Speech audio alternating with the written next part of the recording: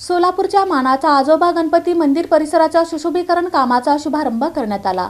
गणेशोत्सवाच्या पार्श्वभूमीवर भाविकांसाठी परिसर अधिक सुविधायुक्त केला जाणार आहे।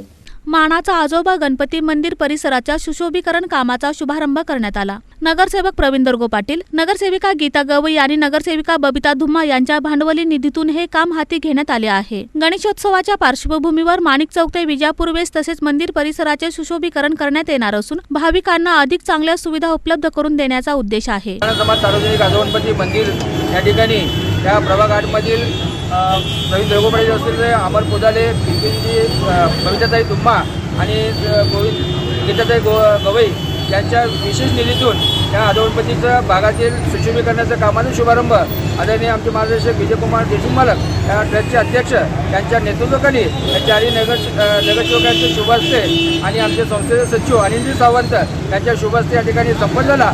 आणि येणाऱ्या गणेशोत्सवाच्या काळात भक्तांना एक चांगली सोय व्हायला पाहिजे यासाठी नगरसेवकांनी निधी उपलब्ध करून दिले, त्यांचा मी या ठिकाणी ट्रस्टच्या वतीने आभार मानतो। यावेळी आजोबा गणपती मंदिर ट्रस्टचे अध्यक्ष आमदार विजयकुमार देशमुख, उपाध्यक्ष काका मेंढके, सचिव अनिल सावंत, सहसचिव गंगाधर गवस्ते यांच्यासह ट्रस्टचे पदाधिकारी, कार्यकर्ते आणि भक्तगण मोठ्या संख्येने उपस्थित होते।